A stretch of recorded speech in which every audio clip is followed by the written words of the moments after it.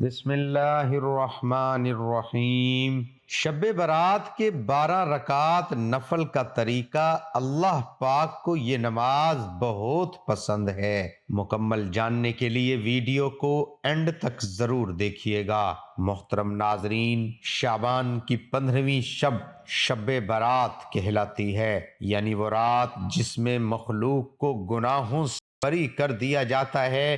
تقریباً 10 صحابہ اکرام سے اس رات کے متعلق احادیث منقول ہے۔ حضرت عائشہ رضی اللہ عنہما فرماتی ہیں کہ شعبان کی 15ویں شب کو میں نے نبی کریم صلی اللہ علیہ وآلہ وسلم کو اپنی آرام گاہ پر موجود نہ پایا تو تلاش میں نکلی، دیکھا کہ آپ جنت البقیع کے قبرستان میں ہیں۔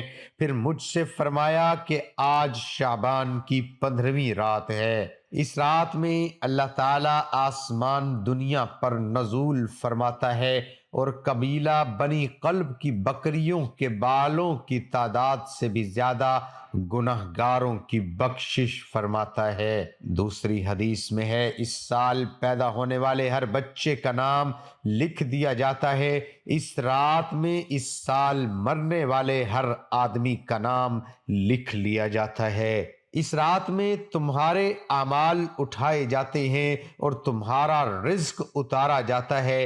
اسی طرح ایک روایات میں ہے کہ اس رات میں تمام مخلوق کی مغفرت کر دی جاتی ہے سوائے 7 لوگوں کے: مشرک، والدین کا نافرمان، کینہ رکھنے والا، شرابی، قاتل، شلوار کو ٹخنوں سے نیچے لٹکانے والا اور چغل خور۔ ان 7 افراد کی اس عظیم رات میں بھی مغفرت نہیں ہوتی جب تک کہ یہ اپنے جرائم سے توبہ نہ کر لیں۔ حضرت علی رضی اللہ عنہ سے ایک روایات میں منقول ہے کہ اس رات میں عبادت کیا کرو اور دن میں روزہ رکھا کرو۔ اس رات سورج غروب ہوتے ہی اللہ تعالیٰ اپنے بندوں کی طرف متوجہ ہوتے ہیں اور اعلان ہوتا ہے، کون ہے جو گناہوں کی بخشش کروائے، کون ہے جو رزق میں وسعت طلب کرے، کون مصیبت زدہ ہے جو مصیبت سے چھٹکارا حاصل کرنا چاہتا ہو۔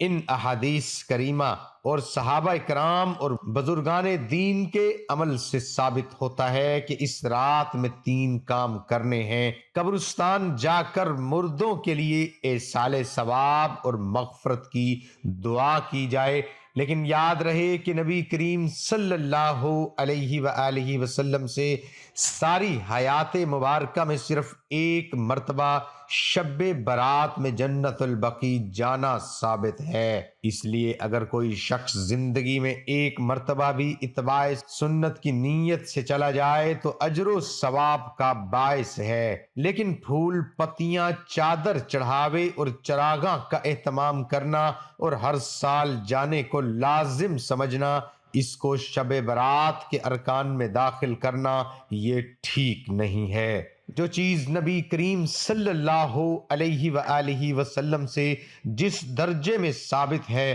اس کو اس درجے میں رکھنا چاہیے۔ اس رات میں نوافل تلاوت، ذکر و اذکار کا اہتمام کرنا۔ اس بارے میں یہ واضح رہے کہ نفل ایک ایسی عبادت ہے جس میں تنہائی مطلوب ہے، یہ خلوت کی عبادت ہے، اس کے ذریعے انسان اللہ کا قرب حاصل کرتا ہے۔ لہٰذا نوافل وغیرہ تنہائی میں اپنے گھر میں ادا کر کے اس موقع کو غنیمت جانیے۔ نوافل کی جماعت اور مخصوص طریقہ اپنانا درست نہیں ہے۔ یہ فضیلت والی راتیں شور و شغب اور میلے اجتماع منعقد کرنے کی راتیں نہیں ہے، بلکہ گوشہ تنہائی میں بیٹھ کر اللہ سے تعلقات استوار کر کے قیمتی لمحات ہیں، ان کو ضائع ہونے سے بچائیے۔ دن میں روزہ رکھنا بھی مستحب ہے۔ ایک تو اس بارے میں حضرت علی رضی اللہ عنہ کی روایت ہے اور دوسرا یہ کہ نبی کریم صلی اللہ علیہ وسلم ہر ماہ ایام بیض کے روزوں کا اہتمام فرماتے تھے۔ لہٰذا اس نیت سے روزہ رکھا جائے تو اجر و ثواب ہوگا۔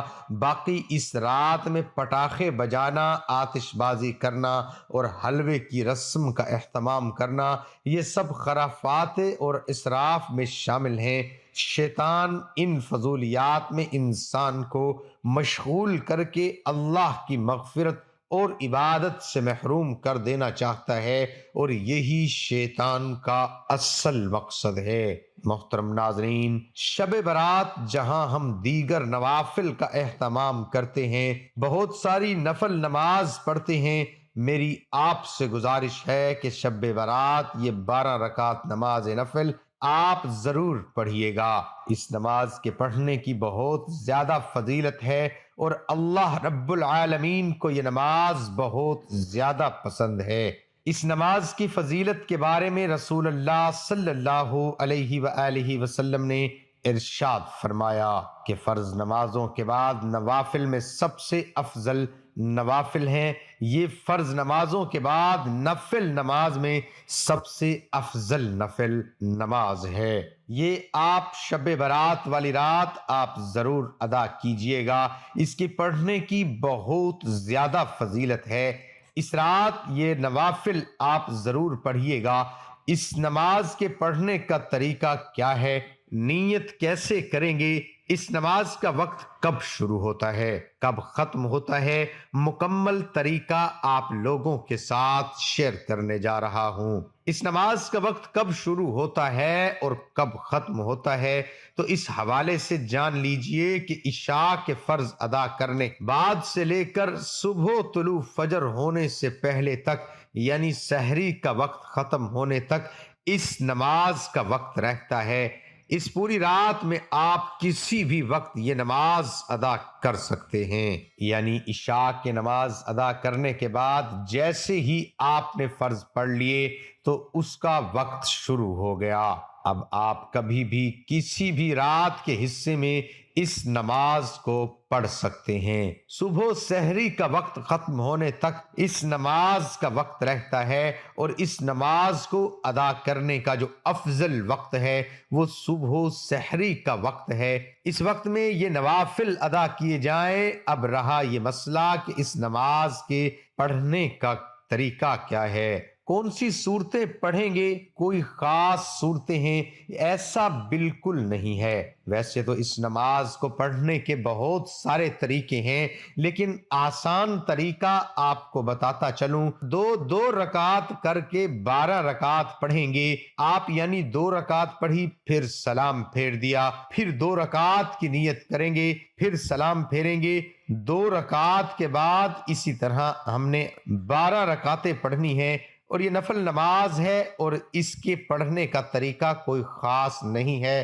آپ نماز شروع کریں گے تکبیر تحریمہ کہہ کر، اللہ اکبر کہتے ہوئے ہاتھ باندھ لیں۔ سب سے پہلے ثنا پڑھیں گے، اس کے بعد پھر سورۃ فاتحہ کی تلاوت کریں، پھر جو بھی آپ کو سورت آتی ہے، جو بھی سورت آپ کو یاد ہے وہ آپ سورت تلاوت کریں۔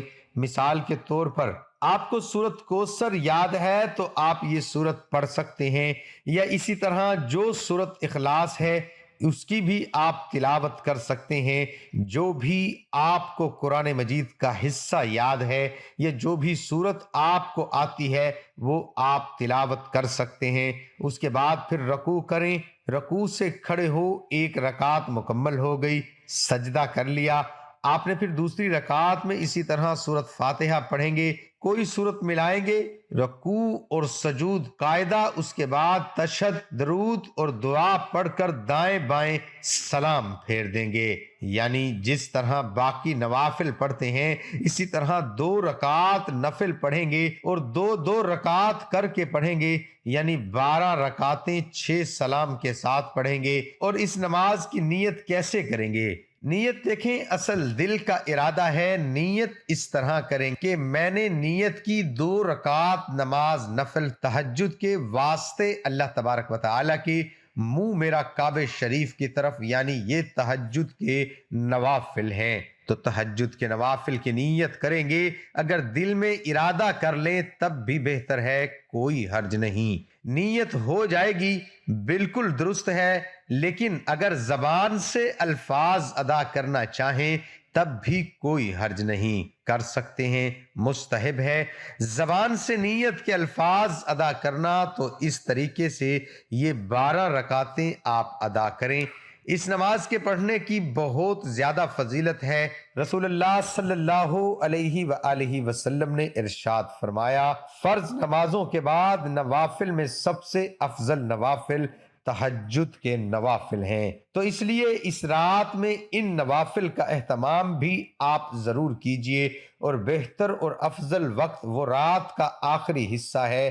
رات کے آخری حصے میں اس نماز کو آپ ادا کریں۔ مجھے اپنی دعاؤں میں ضرور یاد رکھیے گا۔ دعا ہے کہ اللہ تعالیٰ میرا سنانا اور آپ کا سننا اپنی بارگاہ الہی میں قبول اور منظور فرمائے، آمین ثم آمین۔ تمام حضرات کمنٹ باکس میں اللہ تعالیٰ کے 99 ناموں میں سے ایک نام ضرور ٹائپ کریں۔